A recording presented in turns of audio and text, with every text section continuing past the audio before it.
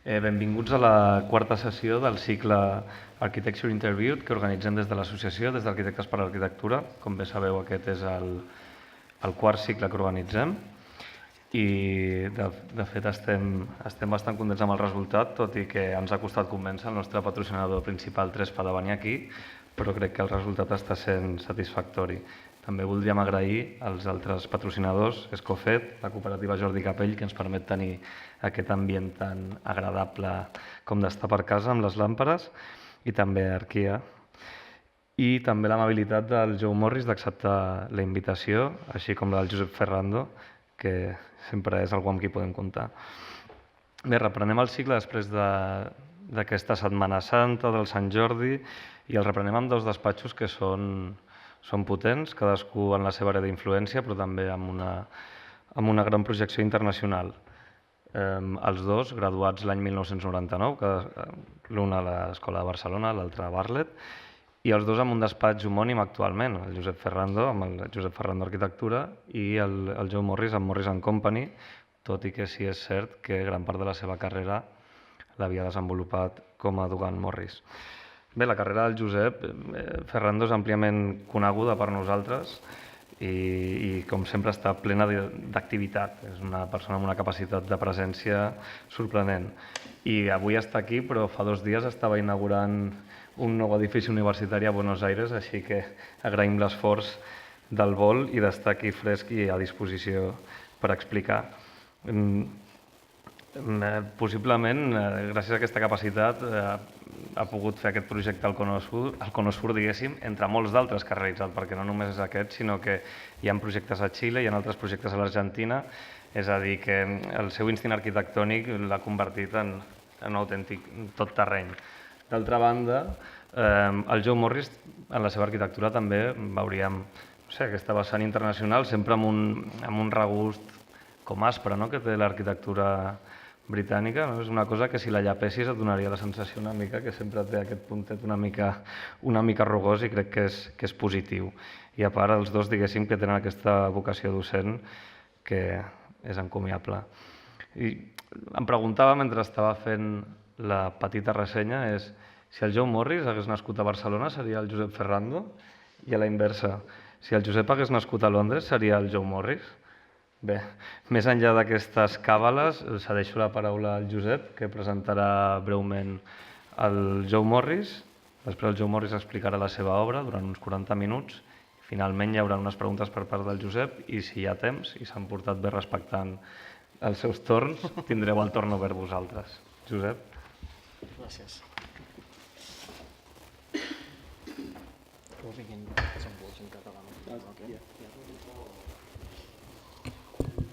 Bueno, primer de tot, dic 2 paraules en català, que és agrair de nou a la Parà, no només per convidar-me a presentar el Joe&Morris i presentar la seva feina, sinó sobretot gràcies per organitzar un cicle com aquest, i per tant també gràcies a l'Omar especialment per organitzar cicles d'aquests que sempre són essencials. O sigui, sempre defensem des dels arquitectes que l'arquitectura és cultura i l'única manera d'expressar-ho i explicar que l'arquitectura és cultura és, evidentment, ensenyar-la i mostrar-la i portar gent que realment fa bona arquitectura. After talking in Catalan, that you understood everything, obviously.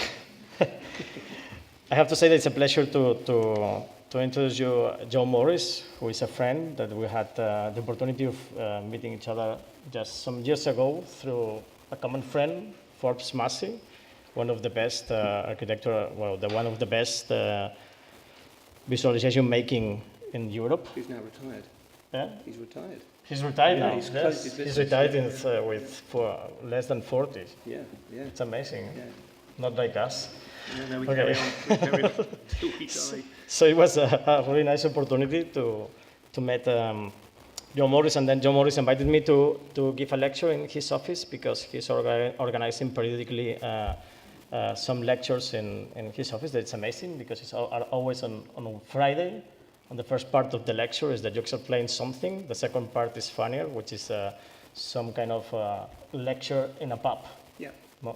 Close to the office. No? So I think it was a really nice experience. So it's great to have Joe here, but he was here 1 year ago, more or less, giving a lecture in LITSAP, in the UPC, and now we have the opportunity of having Joe here. In fact, to explain the practice of by Joe&Morris, I wanted to go directly to the web page, because I think that is one of the practices that explain much better the work they do through the web page. That is not common. No? So I suppose that it's not common to begin explaining a project. I am an architect through the web page, but I think that he explains very well what he does through this web page. As you see, the web page, so the name of the office is Morris and Company, Morris plus Company. Plus, it's important, instead of and, is plus, no? Morris plus Company. It's nice that, and it's clear later we'll talk about, no? Is that the background is some kind of materials that are moving. Okay, so we see different materials. And when we enter, something that it's again nice that we have, as we said, also Morris plus Company. We have the left side moves in one direction, or moves, and the other ones moves differently, no? So you can talk, or you can see something on the left side, you can see something on the right side. So it's constantly explaining two things at the same time. But for me, one thing that's important is how this architect explains the idea of in company, no? Because this is not common again. So normally it's like associates or partners or whatever, no? And it's nice when he explains this idea of about in company, he divides that in research and model shop, no? And then I was asking him to talk about this, no? I was asking him that to explain in his lecture, to explain more or less what means the things that I will read now, no? Related to in company. So in company, we have research that talks about homes and workplaces. I will talk about that. So homes is, as curators and innovators, Morris and Company, Morris plus Company, people consider the broader political, social, cultural, and environmental context of our work, challenging established modes of thinking and doing. Research is therefore integral to the work of the studio, whether this is project-specific or concerned with wider uses and themes. Our housing research groups meets monthly to discuss lessons learned and share references and ideas, to go on site visits or record our thinking. We're particularly interested in investigating the relationship between cost and value.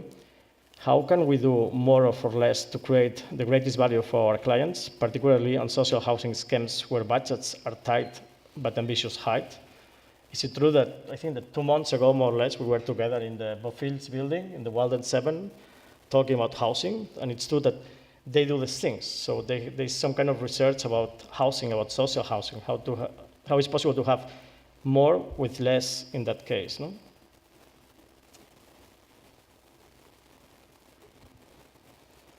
For workplaces, no? So office buildings. Research gives us a moment to reflect on our completed work and explore what went wrong, and what we did right. And then to share this with our colleagues and clients so we continue to improve. Often it is typologic specific, looking in detail at certain sectors in our portfolio. As the Morris plus Company portfolio of workplace buildings grows, so too does our research work in this important sector. Styles of work are changing rapidly, and our architecture needs to take account of both current trends and future developments. In response, we have created a short publication that looks at the future of offices and how the structures we are designing can accommodate a more fluid, tech-driven attitude to working life. So this idea about the office buildings and housing complex, no? It's constantly as a research field and path on the studio. But even the second one that I totally share, no? In fact, you were asking that if I would be Joe&Morris, if I would has born in London, and if he would be Josep, if he would have born in Barcelona. I think that would be nice. I would be higher, and then and with more hair. Okay. But I think that we have a lot of things that we share. No, even this idea about model shops. No, and then he explained really well that in the web page again. So divided in models, materials, techniques. No, in models is that we are obsessive fabricators. Even we have here even Ricardo. No, so I think that we share a lot of things related to this. No. And every member of our company will spend some time making physical models as part of the design process. That's really important, I think. Despite our embrace of digital BIM technologies, craft remains fundamental to our methodology, and we have not lost sight of the huge communicative and creative value of the physical models. The process of making physical models can help all members of the team to engage more directly with a developing design, testing and retesting it. Models enable us to investigate the scale and intent of a building within its context in a tangible way, rather than resorting to abstract shape making on screen. So obviously, I totally share that idea. No? And here we can see how they are obsessive. No?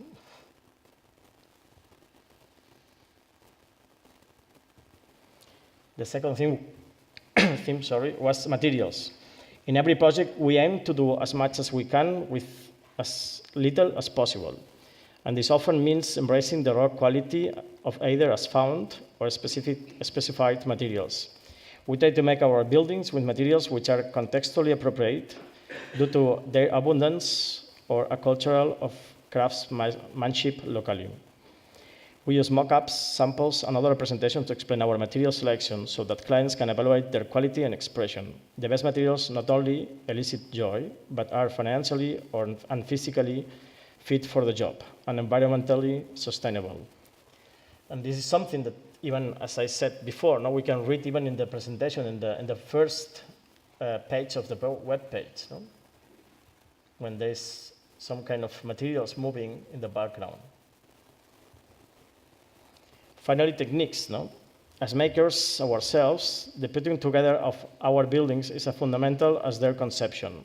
We enjoy collaborating with specialist contractors, engineers to ensure quality is not lost for clients and to develop more effective construction techniques.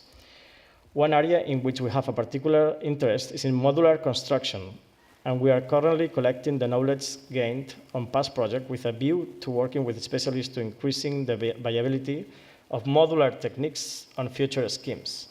So again, this idea of modularity, industrialization, etc., is something that constantly we share, no? As we can see in this community facility with this vertical grid of precast concrete that articulates some materials like brick and glass.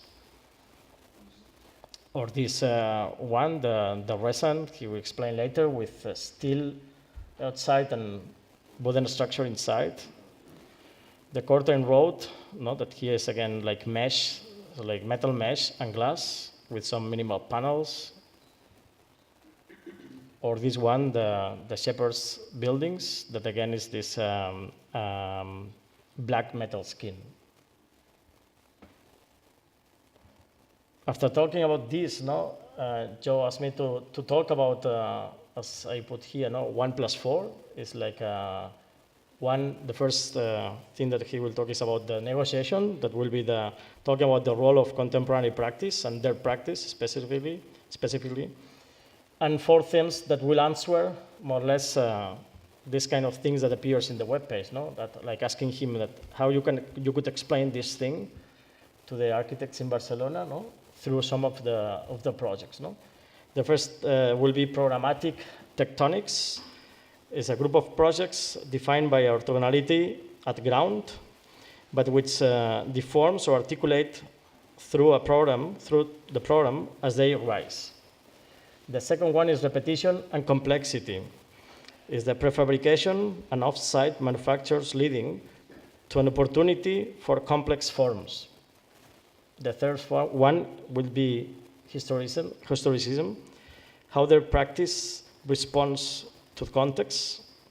And the fourth one, dematerialization, there will be how many of the projects address scales, materiality, and form.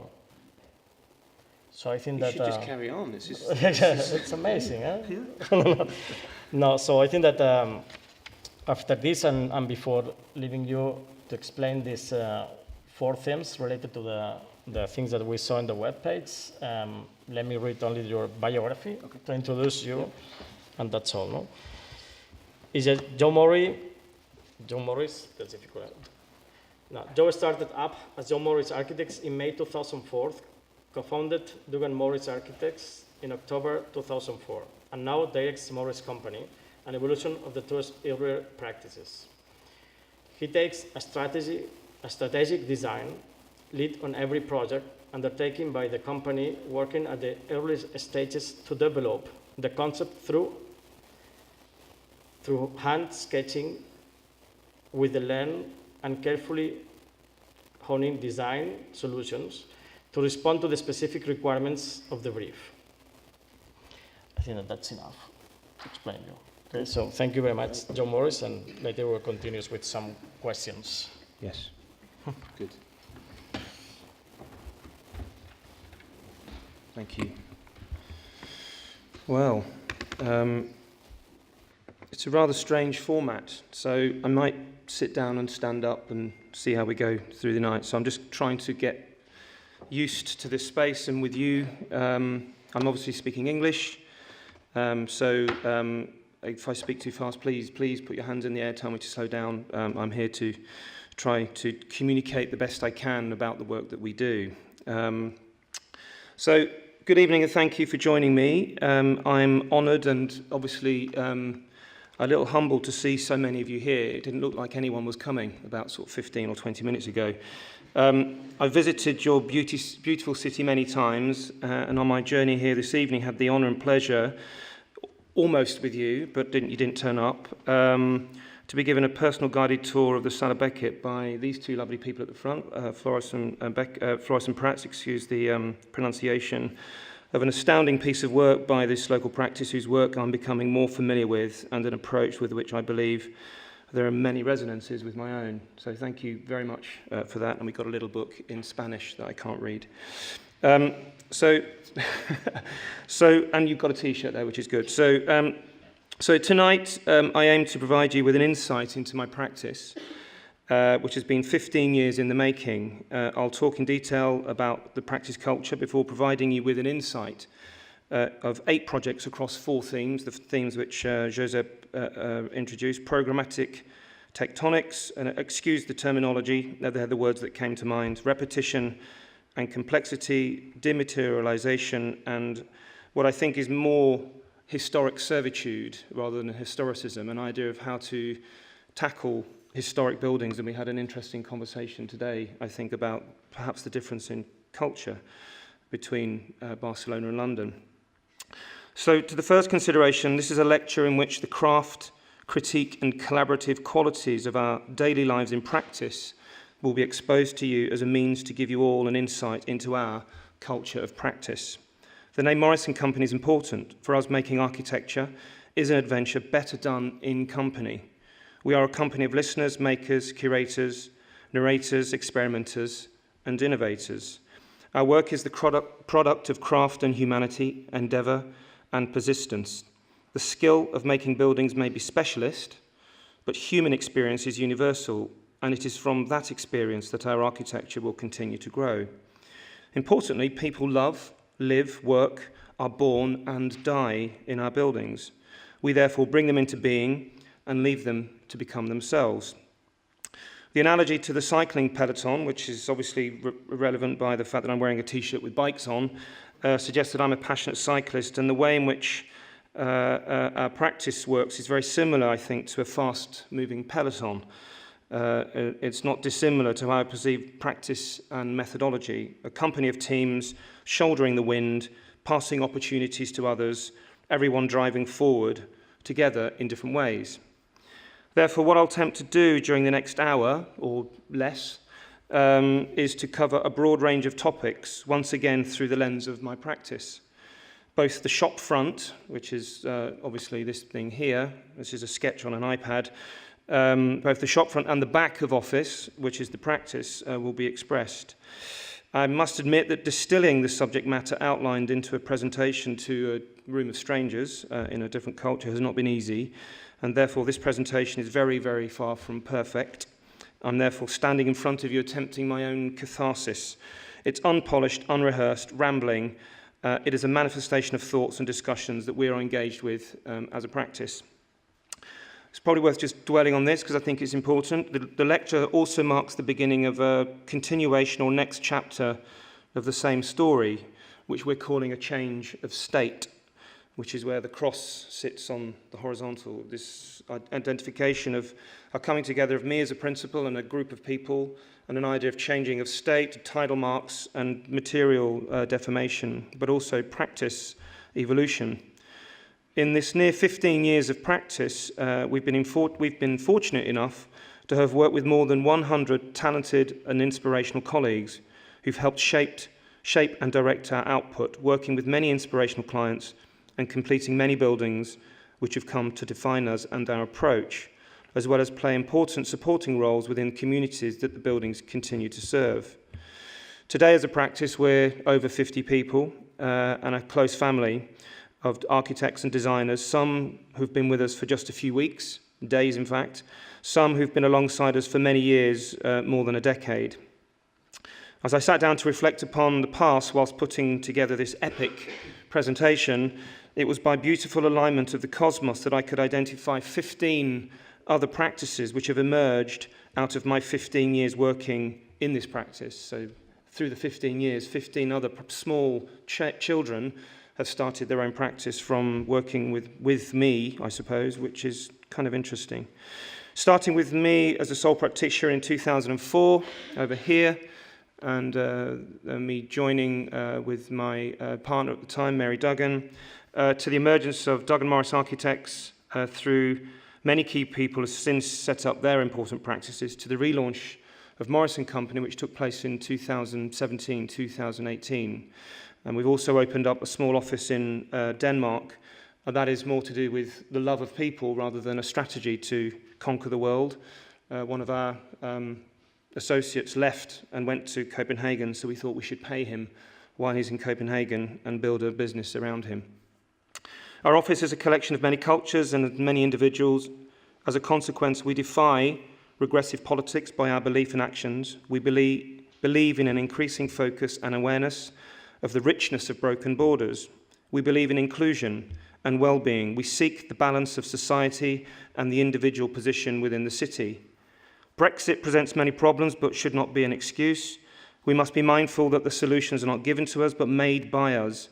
If the problem is presented to us, we should engage with it and creatively seek solutions. Some will take time and demand a change of course now and again. Others will be immediately obvious and easily accomplished. Also, the conventional office is dead, we believe. The desk is dead, although Maylines are obviously making a comeback. Workplace studies show that desk utilization is generally below 60% of the time, meaning that for 40% of the time of the life of a desk, all it's doing is basically looking after a computer and doing very little.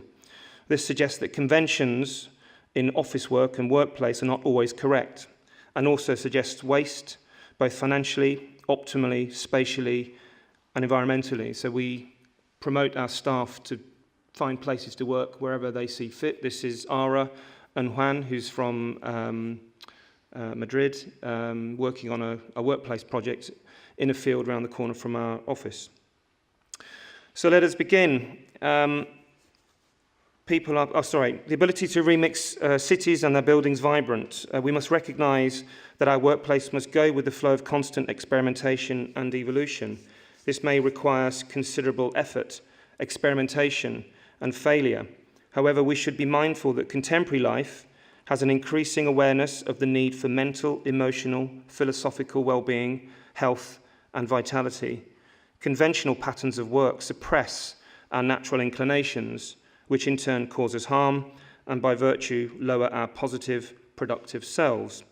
So let us begin, again, with cities are of people. Sorry, there we go. We are members of a diverse society. We are commissioners. We are the state and regulatory bodies. These are all people that work for me, by the way, just so we're clear. We are end users. We are colleagues. We are implementers. We are dwellers. We are neighbours. We are hosts. We are visitors. We are workers. We are enemies. We are friends. We are family. It's never appropriate for architecture to view itself as the sole solution and for architects to consider themselves as authors of a single truth. Modern society demands that we focus on the experience of people, not architecture. Architecture in some ways should be at the servitude to the demands of its inhabitants and occupiers, and the culture of practice must reflect its society. This means striking a balance of ethnicity, gender, age. It is vital for us to consider why this is important. Who do we seek to serve? Architecture or the full reach of society? And we should do this truthfully, transparently, openly. We should admit where we are failing, setting targets, reporting progress, and doing so continuously. This should never be viewed as fixed, but an ongoing, objective reflection of what we are and who we are and what we do.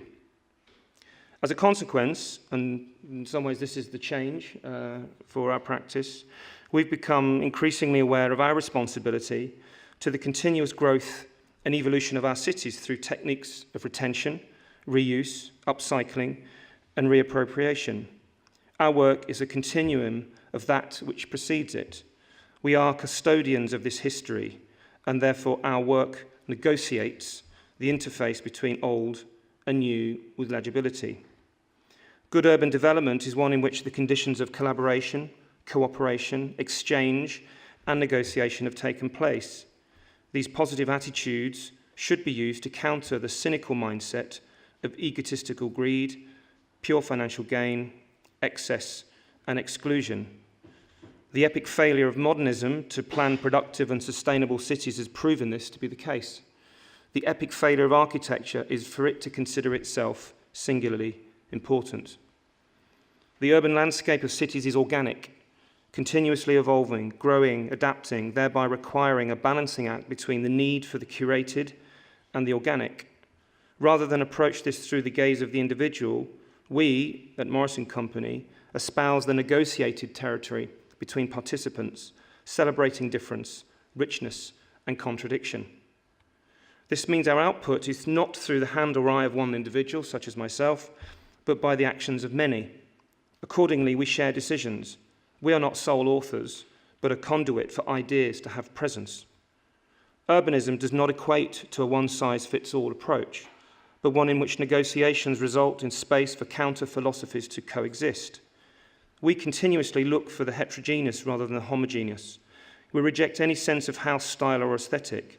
Instead, we govern simply by approach and ambition and our social conscience. So we strive for the balance between learning, experience, knowledge, and the unknown. Positive change results as a consequence of the changing cycles of life and the need to be adaptive and flexible over time. We believe in exploration, innovation, and the failure of ideas through the repeated testing of options as a means to find hidden and optimal solutions. Architecture is also more than the sum of its parts. It's beyond material junction. It's beyond grid. It's beyond texture and colour. It is beyond its own form. It is neither truth nor fiction. It has meaning beyond itself. Architecture is a vessel for the exchange of ideas and views where counter-philosophies should and can be explored. We therefore seek the opinions and views of others through open source working. The Supercrit program, which is the image you see here, currently provides a platform for our teams of project teams to debate their project in front of a live audience and a select panel of external architects, urbanists, designers, clients, engineers, and so forth. And with London On, which is a research program, we aim to foster greater awareness and understanding. Engagement at grassroots level and within our communities is a mutually beneficial character-building experience. London On is a research and residency program in cities around the globe run by collaborating London practices, spearheaded by ourselves, with pooled resources. We question, collaborate, make, and experience to broaden our minds, expand our reach, and widen our worldview. London On is conceived as a filter for ambitious, small to medium-sized practices through a non-profit organisational structure. We desire to learn about cities which host us, a bit like tonight, and in turn reflect upon our own conditions back in London and ourselves in a global situation. The programme numbers now over 100 architects and students across multiple practices. Each practice leads one area of specialism of interest, viewed through the twin lenses of London and the host city. So far, in over a year, this has included trips to places such as Milan, El Ejido, obviously in Spain, Paris, Oslo, and of course London. So that's the culture of practice. That's who we are. So now I'm going to talk about some projects, which you probably want to hear more of. So, Programmatic Tectonic. So, we believe in the compact city, the permeable city, the legible city, the intuitive city with public spaces that are open and free to use. This is not rocket science. That are diverse and can be adapted. Our work often draws the city through it and under it. Our work embraces the city, opening parts to forge new connections. We blur boundaries between in and out, private and public, challenging any preconceptions where necessary to create space for serendipity and exchange. In order to achieve this blurring within the speculative private market, which is most of where our projects are, so our projects are pretty much all through sort of corporate finance rather than through the state, which is all about a sort of capitalist approach to architecture. Let's see where I got to. In order to achieve this blurring within the speculative private market, efficiencies are often required to create the opportunity for leftover spaces, be they foyers, roof terraces, loggias, or internal streets. So the following two projects follow a distinct typography, one a speculative office and one a learning centre for a mental health charity, both in London. Both are driven by a constrained efficiency to achieve moments of delight. So I might stand for this. I'll go over here so you can see. Can you hear me still? Is that okay? Yeah. Is it better with the other one? Is this okay? Okay, so King's Cross, this is a project with a client called Argent. So Argent are one of the big players in London, and they have recently almost completed an entire new cultural corporate workplace quarter in the northern part of the King's Cross area. And I was riding a bike with one of the directors of the company across France between London and Cannes as part of a yearly annual charity ride. And we got to talking about how offices should work and how young practices probably don't get a look in on the workplace sector because clients are generally risk averse, so they generally go with the larger corporate organizations. The problem with that is that the larger corporate organizations are generally, in my view, probably repeating a pattern, a cycle of how to design these things because there's sort of a thing they've done before. Whereas we had never done an office before, we'd never built a building of this scale before, we'd never worked with this client before, we'd never worked at a sort of corporate edge with a scale of project of this nature. And you can see here, I'm going to flick through these really quick, so it's going to be really round. I've got 400 slides we're going to fly through very quickly. You can see here that there's a master plan. So this is office, this is the Aga Khan Foundation, this is the back of Central St. Martin's, which is an arts institution, housing and so forth. This is south down here, this is north, and this is effectively the inherited master plan designed by another architect, our brief. And the brief was, where should we put an affordable housing, an affordable workplace component in this master plan? Should it be at the back? Should it be at the front? And we had to define this before they could build any other offices on this massive site. So we spent about a year with a very loose program. We had to deliver 150,000 square foot of office space, and we had to deliver it for something in the region of £55 million sterling, and as a shell, and at £70 million with some other stuff. So we knew we had a bit of money, and we knew we had a minimum program to achieve. And this is kind of how you do it in London. We talked about it today, this idea of in keeping with. So the in keeping with statement on many planning things is there's a sort of shoulder here, it's a scale, step the building back, and it's sort of you don't see it sort of approach. So we started to break that down, started to introduce ideas of other things. Again, this idea of efficiency to create the opportunity for a second program, the program being public use, external spaces, streets, and so forth, and markets. And again, using a variety of techniques, gradually came up with an idea that what we should do, and this is upside down, so this is now the back This is the north, this is the south. We should somehow split the core, because what normally happens in offices, they go in the middle, and it's really efficient, and it's banal. Split the core, drive a street through the middle, have a primary and a secondary, and then the building can respond to the surrounding conditions in a far more articulate way. So now they become a twin, a fraternal pair of objects which are responding to the surrounding conditions in a different way. So now we get articulation and rhythm, something happening potentially at ground floor, maybe even an opportunity for something to happen here because this one's higher, and maybe this idea of sort of large frames to support some other external activity. We're driven here by an idea of purity, so this thing, you can see we value engineer this out very quickly because it's superfluous.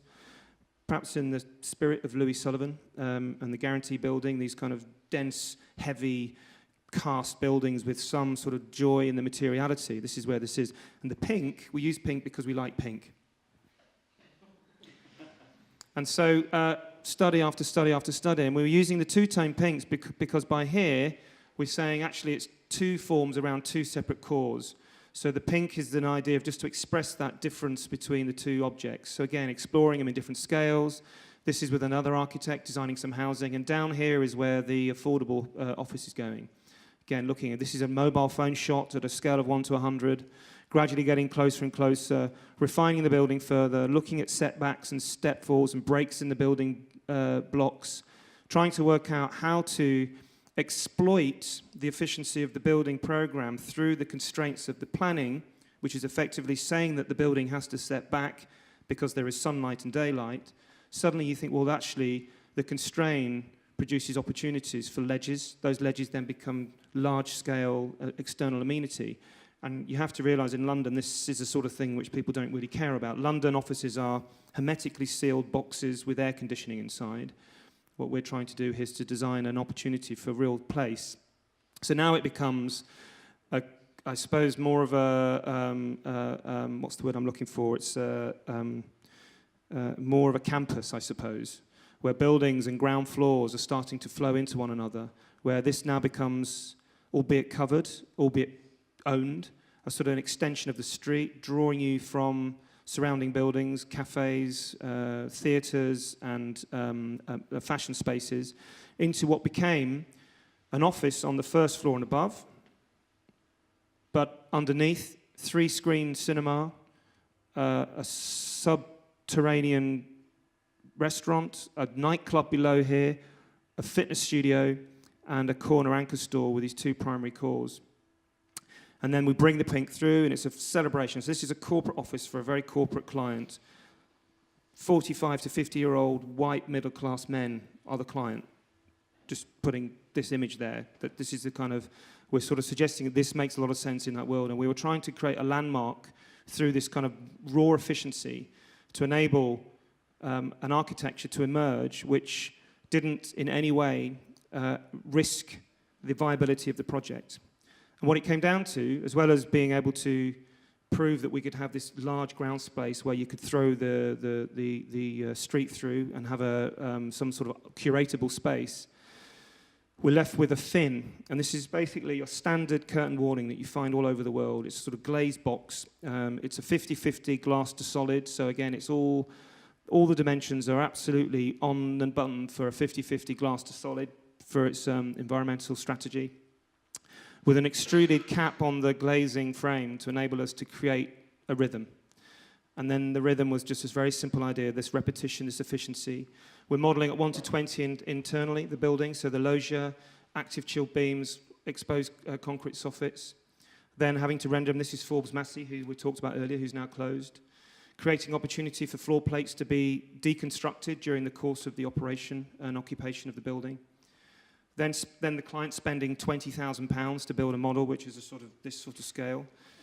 We didn't commission it, but in the end, we got them to stop at a certain point before they added all the cars and the trees and whatever people do. But again, you can see an idea of there are elements within the building which sort of start to signify that there's something else happening. And I guess that's what we're talking about here. Simple extrusion, a series of deformations in the building plan, responding to some context to create a series of opportunist moments. Building being constructed, off-site fabricated, all of this was prototyped. We invented the colours as well, so these are all manufactured and poured and mixed in. I think we were in Bilbao, at some point, mixing some colours. Obviously, fabulous city. That's a kind of a view of the entire process.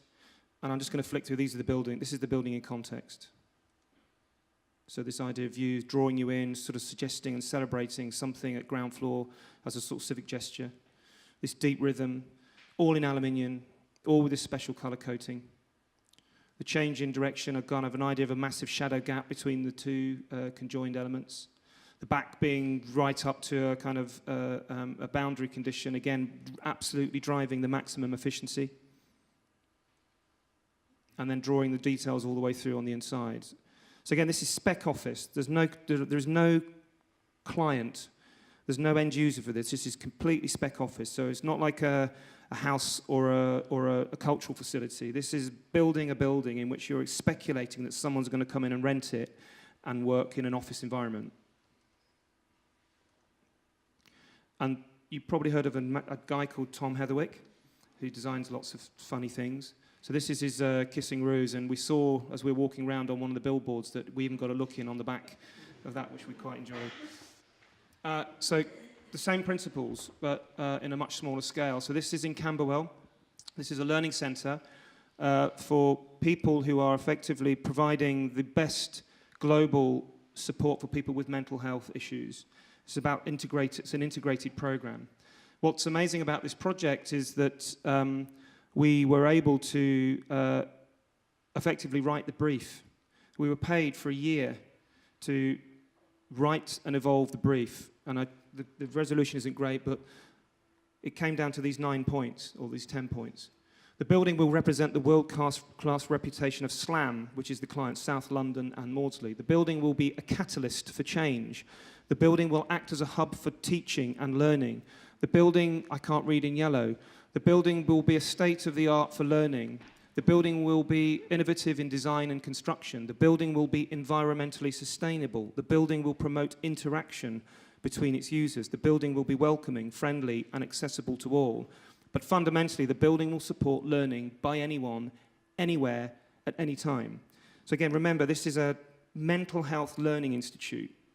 Again, think of the stigma that's involved with people with mental health issues, how somehow disaffected and sort of separated from society. What we try to get them to do from the outset is to reconsider and rethink what a mental health learning institute should look like. And so as part of the story, just one technique we're using is an idea of a series of narratives framed around people that we invented. So we had a sort of Florence Nightingale type figure. We had an international guy from America, a local clinician, a therapist, and I don't know what this guy was in a shawl, but the idea being that we're sort of playing out a sequence of narratives in order to help us program each individual room around a series of scenarios of people coming together. So a notion of serendipity, casual effect, casual encounters, creating richness within the society, which is very much what we expect in the city. And again, this is very early on. We were very specifically not drawing architecture, but drawing a very loose idea of narratives about roof levels, about access points, about foyers and learning spaces and so forth.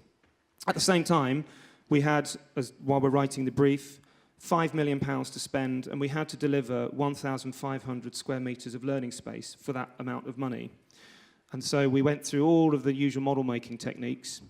But actually, what we realised is that the best way to do it would be to have a cube or a kind of rectilinear form, a simple form, extruded. And then what would then happen is that through our simple means, we'd start to program the building, the skin, again, this idea of deformation, the program of external space, of roof level, of ground floor, will become the architectural coding. So a very simple, prefabricated concrete and brick form.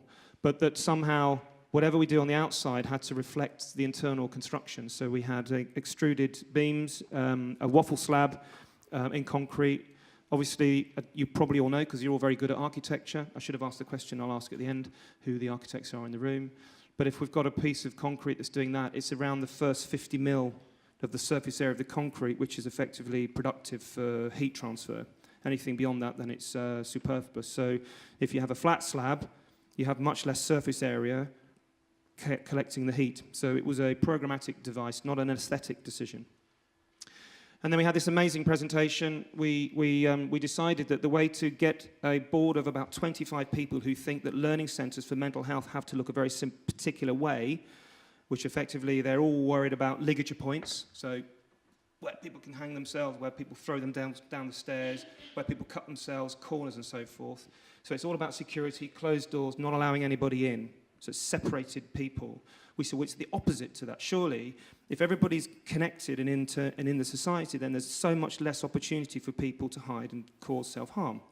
And how does one do that? You open the thing up, you make it inclusive, you bring the landscape through. And in the end, we decided, because of this idea of the context, which is Georgian and English, that it should be a Georgian pavilion. And the pavilion, a Georgian pavilion, is a building which sits in a garden, and the garden is perennial and English. So for the presentation, we put 20 bowls of strawberries on the table. We planted the middle of the table with all the perennials that we thought would be in the landscape that the building would sit in. We tagged all the bricks, we had all the samples, and we took them through a full presentation. It lasted about 3 hours, and apparently this is the presentation that some of the people couldn't go to, were furious when they realized that this thing had happened, because it was such an astounding success, because we managed to convert every single one of the people that were effectively resistant to a change in approach to this new vision. And so model making, again, is very much part of it, continuously exploring. You can see here we're looking at the idea of a grid, but there's a section that we're playing with to explore absolute efficiencies. Model making, huddled around, Mark even fell over, he broke his hip and his arm, but he still carried on because he loved the model and the project so much. How to turn the corner, playing the thing out, stripping it. So again, it's just a really simple idea of a repetitive series of brick. The brick is hand-laid. Again, this idea of the fusion of contemporary precast and hand-laid and a trad craft is something we're interested in. Some simple ideas, a kind of an entrance. These are all very early, very kind of rudimentary. It all sort of changed and evolved during time, but you can see the spirit of the project, which is unlike what you might expect for a project of this nature. Simple plan, one central core, one escape stair. All of these floor plates are effectively designed like offices, super efficient, with the maximum amount of floor plates that we could generate, the maximum amount of heads, as in people, to allow for a single staircase condition for escape and fire, which enabled the ground floor to be completely free program. So you can see here the ground floor then became a collection space for communities. And that became a really focal point where people are now gathering, coming far and wide with children, like a creche, but without any program, without paying. So as we've got people from the US and from all over Europe coming to these buildings to kind of talk about and learn about healthcare. Downstairs, we've got people doing Connect 4, playing with toys, playing with dogs, running around and screaming, which is kind of interesting. We also had to learn how to build. This was the first building of this nature. We hadn't cast a slab in this way. It was a thing called construction management, which is a very particular type of contract in London, which means that you have to package every single element of the building up and deliver it. So you don't deliver a building, you deliver packages, which meant we had to work out how to construct the building in order to package the building. Does that make sense? So you're drawing everything so much more. We didn't realize that we'd be spending almost 300% more time to draw the project, and we lost loads and loads and loads of money. But it enabled us to work out how things would be constructed. So this is pre-contractor, pre-advisor, us working through the system. There's the frame. It's beautiful, beautiful exposed slab. Mental Health Institute, concrete, grey, all the connotations that people are worried about. This change in section. Amazing, beautiful drop staircases, a fluid flowing of the section and the plan. The bricks were specially selected, so we basically went to the brick layers and baggaged the bricks up specifically and then brought the pallets to each floor plate so that they would be random but controlled in terms of colour variation. So you can see here sort of reds going up to sort of a mottled grey. Loggia, roof plant, clearly a core. And then this internal space becomes a sort of gathering, a lung. It's a passive building, so there's no heating in this building. There's no energy went, so it was the greenest, most economically and carbon low building in the RBA Awards program of the entire UK in 2014. And the way that it works is that on the top of the windows, on these ones here, they have sensors that sense me talking, so CO2 and heat. and they will open and close depending on the sensors and the amount of certain heat levels arrived.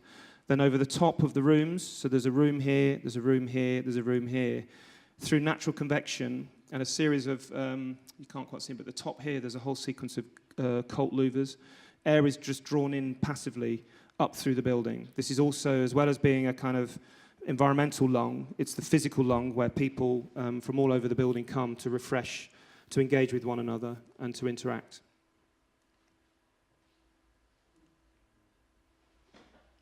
And on a final note, there's a thing called manifestation, which is a sort of building regulation in London, probably in the UK, maybe in Spain as well, where you have to put certain films on glass so you don't bump your head into them.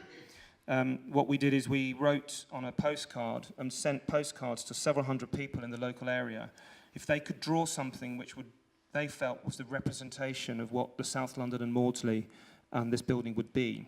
So all of the manifestation, our doodles, expanded 1,000% from all these people who have got sort of mental issues, who are part of a clinical process, or just mothers and fathers and daughters.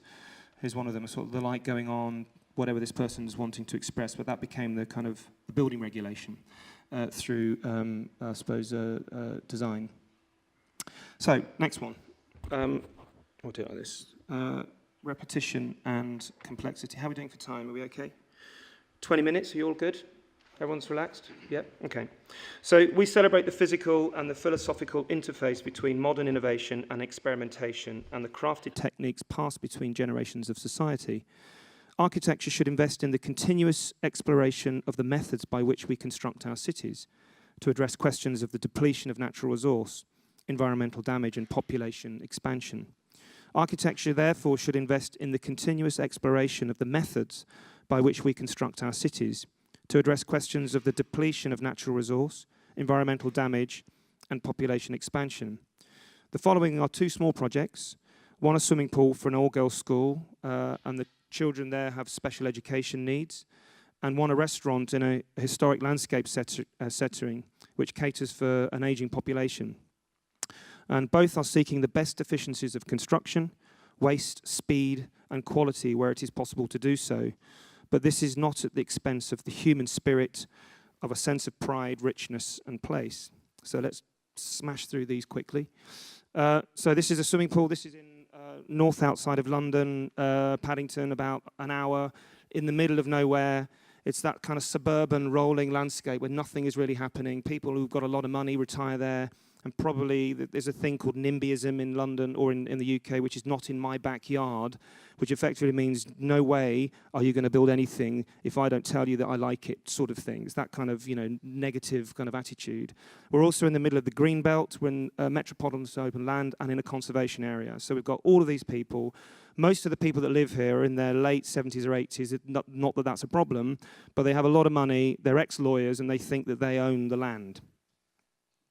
What we wanted to do was to build a contemporary, light, rich, expansive jewel of a piece of architecture for a very limited piece of money. The client wanted a blockwork walls, 12-meter long swimming pool, joists, roof, paint it, done. £2 million.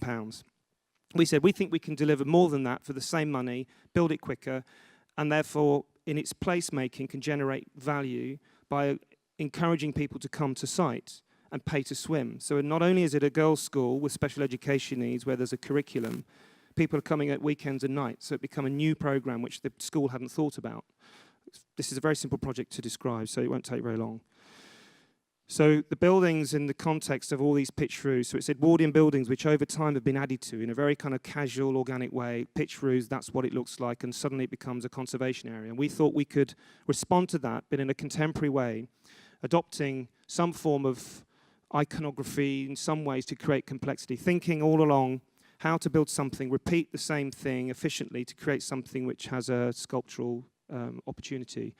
And you can see here, it's a really simple idea of a repeated truss, flip back and forth, where you get a kind of a change in the roof line such that you get these kind of inverted and expressed peaks. So you can see here, it looks quite simple. We follow the same geometry of an existing building, plug the building on, big shadow gap, a plinth, a shadow gap here. This is, when I say shadow gap, it's an expanse of glass to create a difference and separation. This is a meter high, and then this sort of floating roof pitch. Built a model. It speaks for itself. And here you can see what we're talking about, this kind of repeated truss. We built a further model, testing the kind of structural properties, working with the engineers, thinking about how buildings stuck together. Then we're talking to engineers, contractors. This is pre-BIM. So this is still kind of old school. It's a computer, but kind of old school, where we're working out how to resolve complex junctions in a very efficient way in order to create the best cost efficiency. And we end up with these amazing junctions. And all of the junctions are all hidden. So the junction, all the bolts take place on the back side, which are then shrouded. So on the inside, it still looks very much like the prototype that we built in the office. So we got hold of bits of wood, we sawed it all up, we put it together, and we said, we think the scale of the timber, when you whitewash it, is about right for a scale of building for school girls of around 14, 13, 12 years of age. The shape of the building, the articulation also does a thing where it shrouds and softens sound. These children have autism, so sound is a real problem, light is a real problem, so it really calms the space down without any need for any other materiality.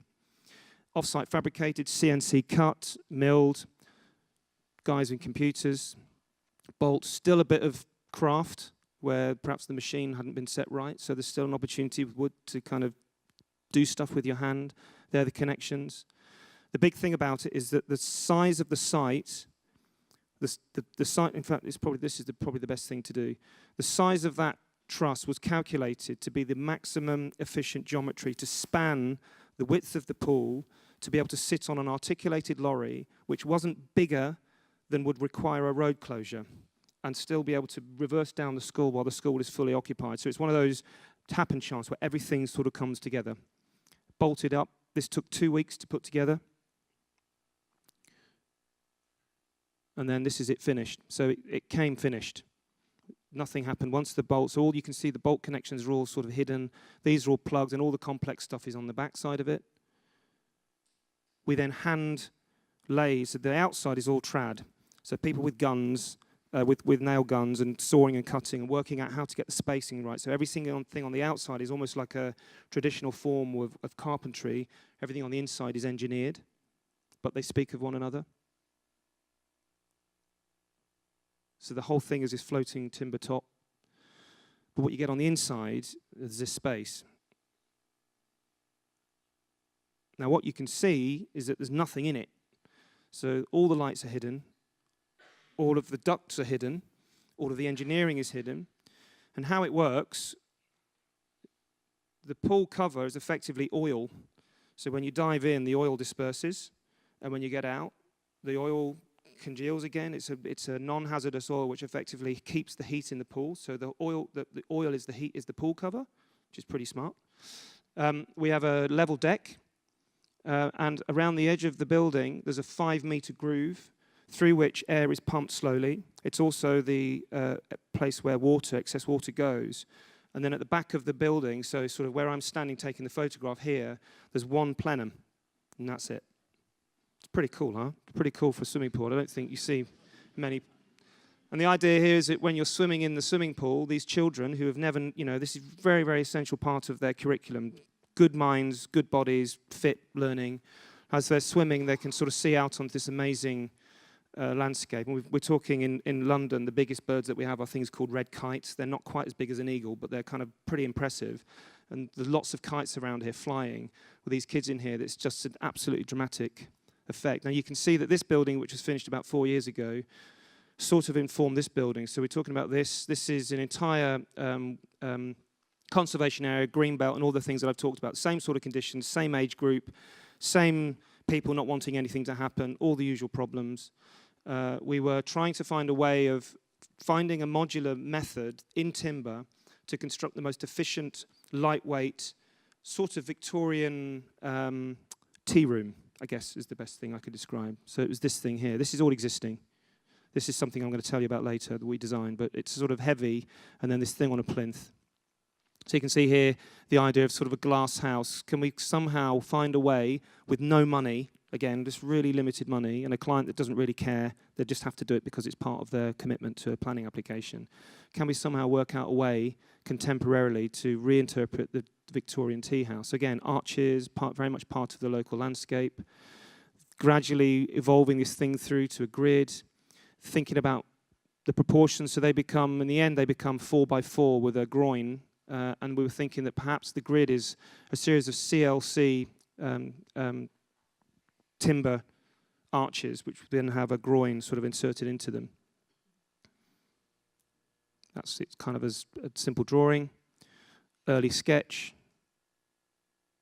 Again, trying to work out how the external skin and the internal logic, which and the grid, could somehow almost, there would be a dialogue, but there'd be something more, because we felt that the grid was far too great because of the efficiency that we were looking for to create a kind of human proportion on the external. So you can see that we end up with 2 layers, a kind of precious skin wrapping over a kind of heavy base. And then it's effectively, it's effectively a sort of 4x3 grid. That's the primary grid there. And then we have a much finer grid sitting over the top of it. The primary grid is the timber. The outer grid is a sort of precious material, an anodized metal, with a lantern, and the lantern is where all of the kit goes, where all of the engineering goes, because it's a restaurant. Some more studies, inside and out. The module. Further models, so here you can see it. This is the primary grid, this is the structural grid, and this is the sort of decorative grid on the outer. Again, with the arch, the flattened arch being very much part of the local architecture that we're responding to. And then we're starting to work out how to bring light in, how to control environments, how to create efficiency, how to create the junctions, how to break it down into components that could be easily considered, developed, detailed, all of it bespoke, with a building supply chain that doesn't know how to build, by the way. Contractors are terrible in the UK. Forbes Massey again. Simple plan, so you come in, kitchen in the middle, back of house, toilets, all sitting within the primary grid, and then a series of desks, chairs and tables, series of dining rooms, one that could be closed off, all of them open out. The grid continues as an arboretum into the landscape, so the 4x4 is followed with the structure. Sits on a plinth, and underneath here is the energy center for the entire area. So we're talking about several thousand homes are powered underneath this thing, which is also a bit of a challenge. And then how to kind of bring some sense of the locality within. So it's an arts and crafts tradition. So kind of William Morris, heavy pattern floor, the idea of datums, the idea of kind of insertions, materiality, texture, pattern, the idea of rooms that are defined by floor plates, a bit of Adolf Loos with a kind of a sense of a kind of decorative quality, maybe using industrial materials to kind of define a kind of decorative quality. But also the idea of arts and crafts is it's a highly engineered, repetitive process. So effectively it was the first highly engineered, mass-tooled thing, albeit made by hand. So all of this is handmade but repeated. So we found this really cheap quadrant, and that became the motif on the inside. The color changed, but you can see the principle. So these arches with the groins, and then the floor plates, and some form of decoration with a central space being constructed, bolted together by hand. This was the groins being, investigated on off-site in another fabricators. These are the kind of inserts that go into the arches. That's them inserted. Again, all of this is really low-grade, low-skilled, off-site engineered stuff. I can't explain it any other way. This is not highly bespoke stuff. This is engineered, bolt-together stuff, so it's not perfect in any means, but in some ways also kind of quite interesting for that. So we've ended up with, with a building which is self-finished. And then we have these grills, and these all open, and then we've got natural ventilation and so forth. So quite a simple thing. So 2 more sets, and then we're done. Dematerialization. We're conscious of the growing philosophical trend for the hybridization of buildings, programs and use. No longer a sedimentary stratification of layered uses, but a symbiosis of continuously flexible and adaptive programs. The threshold between uses and users, more a flexible membrane than rigid fortifications. The next 2 projects are similar in effect, stripping away any real sense of program or indeed a sense of the material. Instead, projects which evoke a sense of otherness, a distinct removal of clear readings of scale, perhaps, and materiality, which play with light and texture and composition. So this is a spec office. So again, no client, empty office, nothing to put in it, purely an idea of placemaking, and again, using this idea of materials to kind of create a sort of sense of a node in the city. So we have this is a city block which has a local preservation order on it, and it's called a local listing in a conservation area. So again, this whole idea of context and dealing with local preservation heritage. Guess where the site is? Sort of this thing here. And this. So this is the existing building, and what the client wanted us to do was to create an opportunity whereby we plug the gap, a broken tooth within the streetscape. So we built a facade model. So this is kind of 1 to 100. It's about a meter thick, just to understand how to occupy that gap. Explore that, and you can see quite quickly that we're looking at a composition which is a playing on this idea of the 3 party walls within the building and the layering of the floor plates, setting up a geometry. So you can see here it's like a super scale, but in some ways scaleless in the context, an alien in the context of the heaviness of the surrounding buildings. Thinking about the buildings stepping back and forth, so revealing for the first time that the buildings don't do themselves, which is they have depth and weight. And at the back, having to do a whole series of gymnastics because of light conditions and all sorts of planning constraints. But a very simple idea, a ground floor propping up the retained brick, 2 stories of Georgian brick with a sort of delicate pavilion sitting on 1, 2, 3 stories. And we're really interested in this idea of perhaps with this sense of dematerialization, revealing and concealing the internal activity. And this will all make sense when you see the photographs. Forbes Massey again. So just behind this perforated skin, you can see a standard curtain warning system with these giant glazed pods. So that's a sort of 4.5 by 3.5 meter prefabricated pod of glass, which is craned in and stuck onto the front of the building. We've cast the base, which is like a tabletop for this retained Georgian facade. Again, we were told that we had to keep it by the planning authority. And then this sort of delicate thing sitting above. Landscape was also important. The plan is very simple. It's a core that was mobilized in the most efficient place, all to do with the maximum distances that we're allowed in terms of one single escape stair. The building, as it goes up, stepping back and creating opportunities for more terraces. But this is the key thing. It's this idea of solidity and weight, actually revealing a sense of the lightness and kind of ephemeral through the different time conditions. So different times of the year, different seasonal conditions, different activities on the inside create the presence. Glazing being put in. See the things that we have to do in London? We had to nibble away and protect this 2 stories of brickwork, which we felt had no real material value, but the client was told by the planners that they did. So we're building the building around and underneath it, and this is propped up. This was like this for about a year. We also had a local architect, Tim Etchells, come in and do a light piece whilst we were still constructing. And the idea being, this is sort of at the time when Twitter and Facebook was starting to have its thing, that we thought if we did some art and we put it in there and we projected it, that it would start to create a sense of place prior to its construction, prior to its completion. Because we had a view in the office that we wanted a certain type of tenant, not Starbucks and a kind of terrible office occupier, but someone a bit cool. So we thought we'd do some art, and the client bought into that, which is quite cool. There's it finished. Looks very much like the visuals. Again, you can see the setback. That becomes a loggia. You can see the windows tucked behind this perforated skin. Retained building, as if we've done nothing. Heavy base. London fizzing by. Love this guy.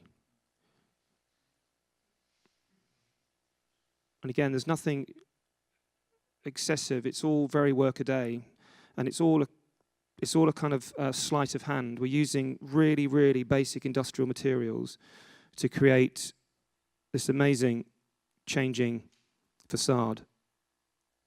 And at the back, I think that sort of tells a story. And the inside, you get these amazing space. Again, standard, empty, no client workplace. And then in Elephant Castle, and there's only 2 more projects after this, so we're almost there. Elephant Castle is a big regeneration project in the heart of South London. So this is a huge development which we have a very small part of. That's the Thames, obviously. It's this thing here. It's on the corner of a sweeping road. This is all master plan. It's all housing. This is all housing. It's all brick and heavy and repetitive and kind of workaday, the London vernacular. And we had a brief that we had to build an energy centre to service 5,000 homes with a combined heat and plant unit. That's pretty easy.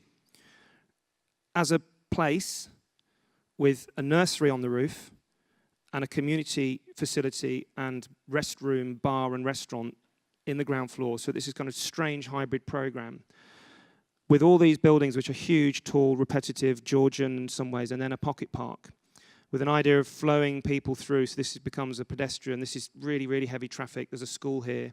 This is all kind of social housing. So the building sort of designed itself in many ways in terms of its volume because we had to build in a certain amount of kit. And we have these massive 6-meter high storage units for energy, gas cylinders and so forth. So the building is 60% energy, 40% community program. Options, looking at various typologies. Gradually, the building expressed by chimneys and where the heights needed to be because of this complicated program. This diagram is trying to show you just how complicated it is a very complex fusion of section and plan in order to get energy, community, cafe, and a park to integrate with one another. And you can see here we're just, again, playing the same game that we sort of invented on the previous project, a sort of delicate skin with a sort of second program sort of concealed behind. Again, the plans are probably not that important in this project, but that's the energy centre. This is 3 stories. This is kind of a 1-story cafe community with a double height volume. As we're going up, the building has a community facility hired, different volumes, different back of house conditions, a nursery with terraces all over the building. So the building steps all the way down with this 25-meter high vertically stacked chimney pumping out gas out the top of the building. The good thing about London is that the environment is already so polluted that the pollutants that come out of the energy centre don't make it any worse. That's what we were told. Just have a think about that. Skin, models exploring the skin. These are maquettes where we're again exploring the kind of perforation of the building skin, bases, whether or not the base needs to articulate, whether it's through, at what height, what level of articulation, etc., etc. How much detail there is in the skin. Further studies, cafe, little model. Again, this is all kind of, again, working through, again, with a client that doesn't really want to spend any money on this because it's the project on the site that makes no money for them. Color variations. The biggest entrance, the biggest door is for the smallest people, so the biggest entrance is for the 2-year-old kids. It's like the nursery entrance. We wanted it to be pink, but I don't know if you know the Elephant Castle, but the shopping centre's pink, and it has a very negative thing, so we were told we couldn't have pink on this one, so we ended up with a sort of greyish, and actually the colour got value engineered and we ended up with a mill finish. But the inside is still this sort of flowing pink plate for the children, so it's a kind of playful idea. This is where it currently is, so it's still work in progress, but the cafe, this is what it'll end up looking like. That's the energy centre. That sits behind these windows, so the idea being that you can get right up to the energy centre and see inside it, so it becomes semi-educational. And then very quickly, energy centre, back of house, 1 core, cafe, and then substations. Energy centre, upper floor of the cafe, storage, back of house and core. See the chimney still going up, still parts of the energy centre. Now we've got the nursery with the top terrace, bottom terrace, then up again another terrace, nursery, another terrace, and there's a loggia at the back here. And then the roof level plant, which you can then get onto, and it becomes an observatory across the city. Again, the landscape is built by efficiency, so the tree roots were protected, so we're building the landscape around the tree roots, which had come out of the ground because the buildings were excavated down 1 metre, so the trees are sort of out, sitting proud, so we had to build the landscape around them. and that became a motif for the way that we cut the terraces. These are the energy systems, the cylinders. There's a guy, that's, you know, just to give a sense of scale. This is the perforated skin, the base. I'm going quite good. So that's the building. It's in a place called Elephant and Castle.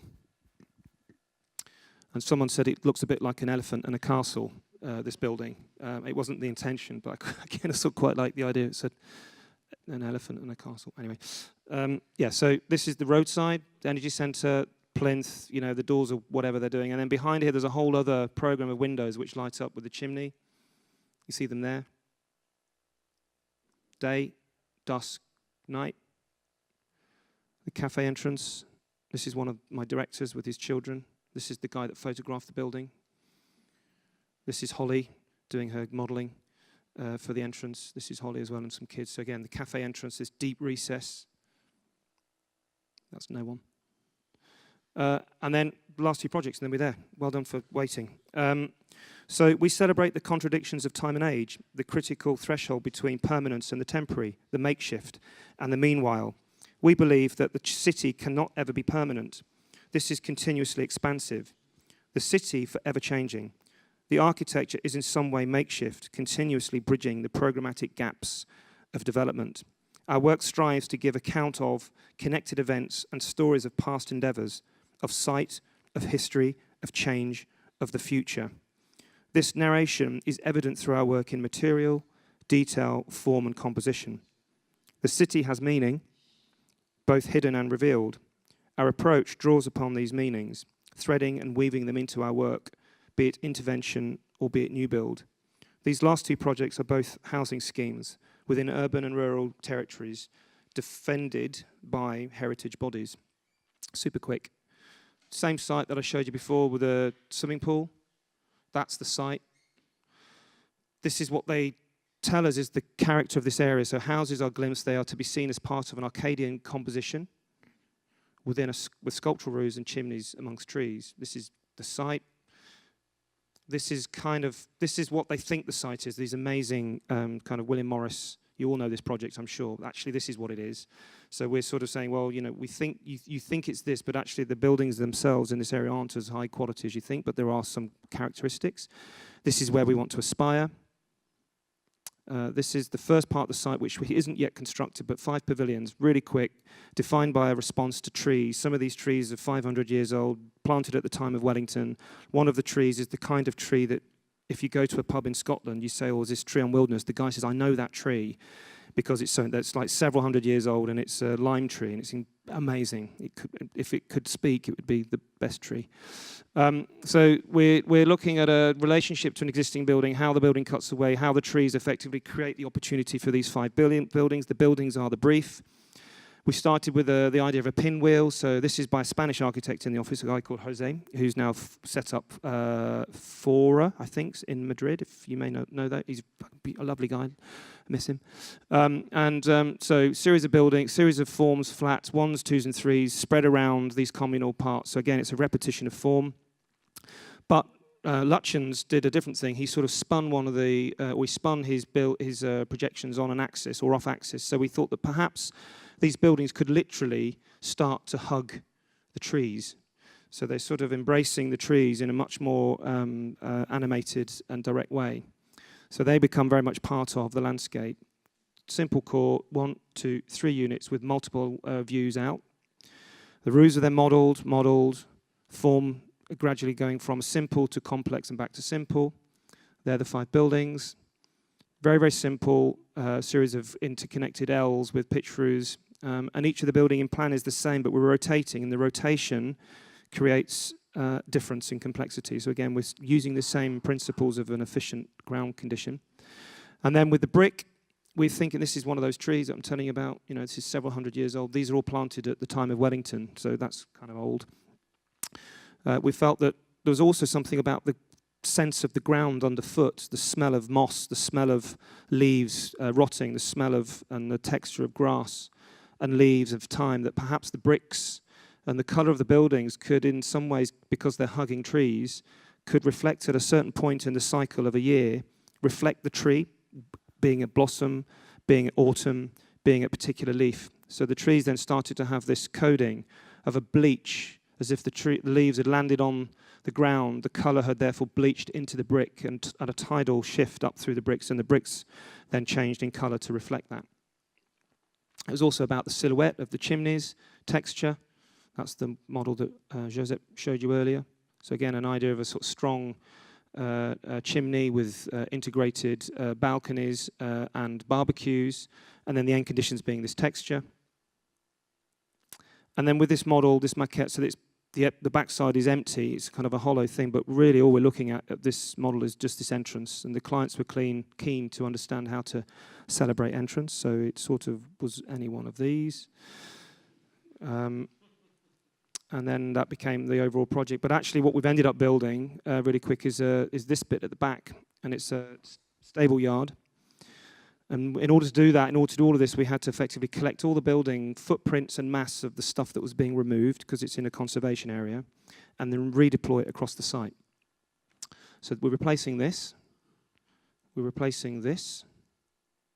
and again, breaking the form down, the project down into a collection of muse houses articulated around ideas of entrance. So it's these buildings at the back. This is the pavilion that I showed you earlier, running alongside. And it became a series of really simple pitch roof buildings, hipped and full gable ends, two conjoined, a gap between to create an opportunity to route through the buildings, express chimneys, and then buildings which would effectively hug and adapt to the tectonics of the site. Again, really simple cores and floors above, almost finished. Heavy brick. I thought you were going. Heavy brick, lots of lattice work. Again, a really simple. And the idea of this building is that what we're trying to do is almost design it so that it's almost silent, that actually this is the thing that we want you to sort of, your eye to be drawn to. They're almost a kind of brutalist, subservient architectural response to something which has far more expressive materiality.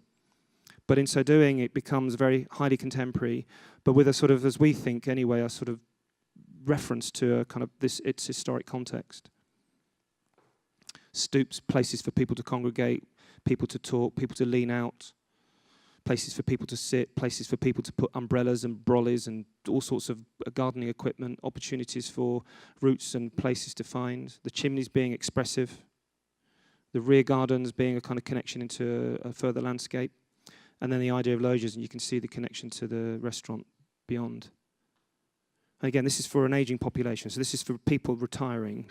I think this, for me, feels like it's a project which doesn't patronise that sector, but actually celebrates life.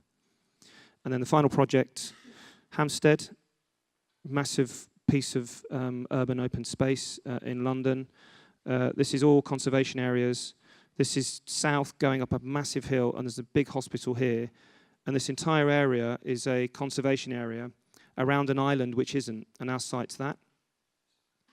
And effectively, it's a sequence of interconnected volumes which are trying in some ways to kind of filter and understand this concoction of other buildings on the site. So people generally say, well, it's a conservation area, it has a certain look, and therefore you need to respond to that. And we're saying, well, we don't think that's at all the case, because these are all the buildings that effectively share our boundaries.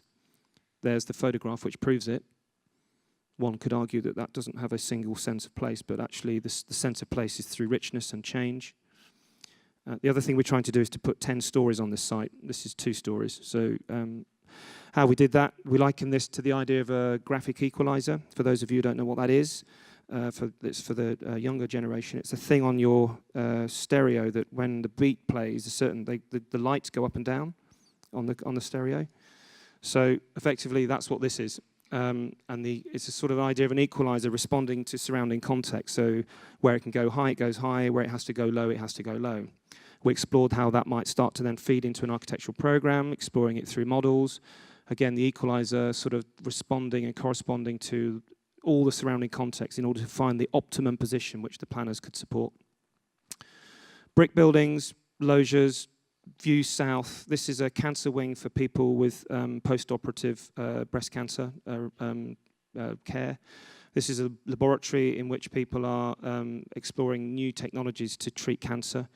This is a single-story creche for 1- and 2-year-olds. This is a girls' school. These are shops. And we hit the boundary of all of those sites. So you can see it's absolutely almost impossible thing to build. Lower ground floor, so you come in at this level, entrance, void, dropping down, and then all the units are effectively dancing around this meandering route, which always hits the outside of the block so that you connect back to the city, but doing so in a super efficient way. Again, because of London, it's very limited in terms of cost, with an entrance route into a larder, roof over a swimming pool, and then a dropped courtyard, which takes you to this level. Swimming pool, gym spaces, therapy spaces, dropped arboretum, courtyards wrapping around, a library space, and a reflecting pool in the heart of the building. And then above, again, super efficient, repeated, but all of the buildings, all of the units have multiple access routes to windows and then loggias, which are stuck into the heart of the building. Modeled inside and out, looking at how the tectonic quality of the building should be expressed. Does a stack of windows feel more solid than a distribution of windows? And I think we were thinking that over this side of the model that this would be where we wanted it to be, these 4 solid objects which had been carved in some way. But we're trying to get the building high, so we're saying, well, we can draw on some of those characters, some of the ideas of glimpses, the way the buildings turn corners, window proportions, landscape, brickwork, texture and colour, filtering that out into the local history, the local area, to come up with this, in which at 6th floor the building starts to erode and we have these deep punctured, cavernous chamfers in the top of the building, and that's where sort of light collects and shadows collect. Again, model, this is sort of as tall as me, looking at different permutations of how brickwork should blend up, whether the loggias should stack. The structure is in the same place all the way down, so we're pushing the limits on all of this, each side. Further model, again, it ended up being slightly lower due to planning constraints. So again, a base, entrance, dropped court here, simple idea of extruded cornice lines with these sort of canted lintels. At some point then, these chamfers then start to take over, and that's the win for the client in terms of their value on the site. And I'm going to show you some photographs, some studies of it. We're modelling all of the brickwork, so we model every corner, every brickwork colour, every chamfer to try and understand how to manifest the architecture and the detail, the materiality, but also using those to speak to the contractor as well. So we're saying this is what we expect the chamfers to do, because we've made one for you, and we made them all. Loggias, again, looking at every single component in model form, inside and out. It's a really hard site, I have to say. It's one of those sites where it's harsh, very harsh. You know, there's a lot going on here which isn't great, but again, London needs housing, London needs people to move, there needs to be traction, people need to find places to move on and to live. So this is people downsizing. So big entrance, route into, this is private, and this is the public entrance, forecourt. These are these canted lintels, the roof level deck, the internal space, the reflecting pool, spaces in that wrap all around the ground floor with these kind of much tighter, more domesticated and intimate spaces. This is looking back from the school. So this is the nursery. This is the girls' school, the shops. This is grade 1 listed tower of a spire of a church. This is the cancer wing. So this is a pretty hard. I think this is a pretty hard site to build in. This is it on site. You know, we're literally building on top of. We're putting rainwater pipes through the school in order to basically construct. I mean, it was like super, super complicated. Almost still not quite finished. But those special moments, again, come out of just simple tools. It's a standard brick. We're just working out how to turn the brick rather than having special bricks. It's a cheap brick. But all of that creates these stunning effects. This beautiful kind of, you know, these very subtle, soft indentations, you know, sunlight. If we go back each time and photograph this, all of these deep recesses appear very different. It's a very simple, very kind of quiet building. This simple brick. London. Loggias, balconies, and that's it.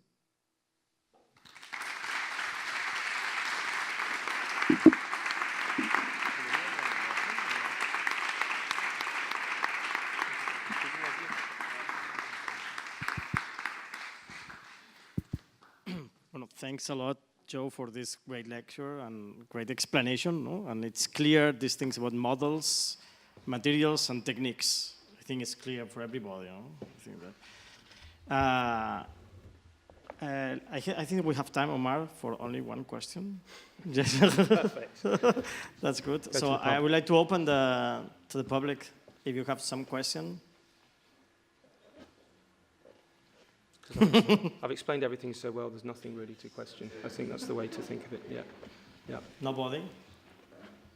Does any of it, I guess the question then I'll ask you then, does anything that I'm interested in the relationship between cities and architects. So what I'd like to know, if you're willing, if you're still awake, if I could just see, if there's anyone in the room that isn't an architect, could you just put your hand up?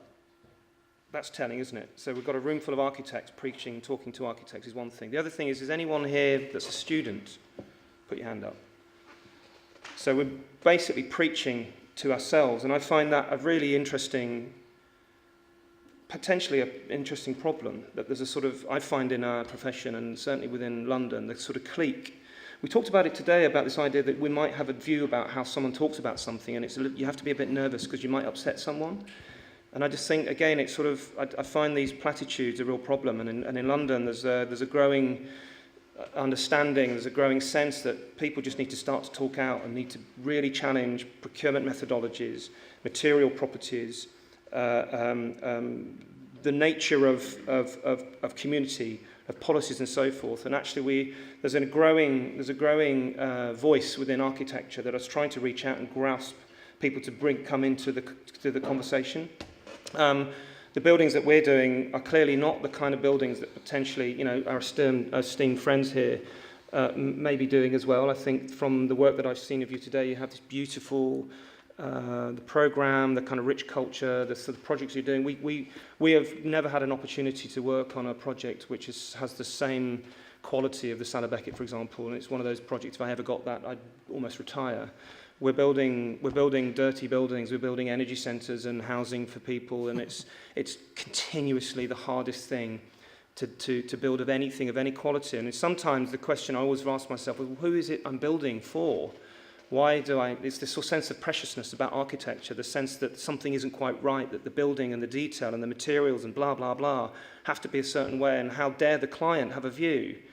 And I guess for me, that's the wrong way to think about it. The clients are absolutely part of the team, which in the Salah Beckett, I can see they 100% are.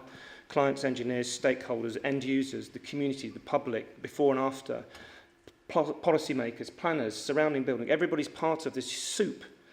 And the question that we have to ask ourselves as architects is how do you intend, as a group of professionals or aspiring professionals, intend to negotiate your ideas within a city which you don't own? I think that's for me, that's the big challenge. How do you have a voice and at the same time have a response to and a responsibility to others without patronising you? I just think that's a question I'm asking myself a lot at the moment. I don't know whether anyone has any reaction to that, but I think it's important. If not, send me a postcard. Well, I think it's a good comment to finish. No? Okay. So I think it's a good way as a conclusion. So thank you very much again, Pleasure. Joe, for coming. Pleasure. So I hope to have you here next year again. No? So Yeah, if you we want used me to back. see each other every year. So Yeah. thank you very much again, and welcome. Thank you for coming. Thank you.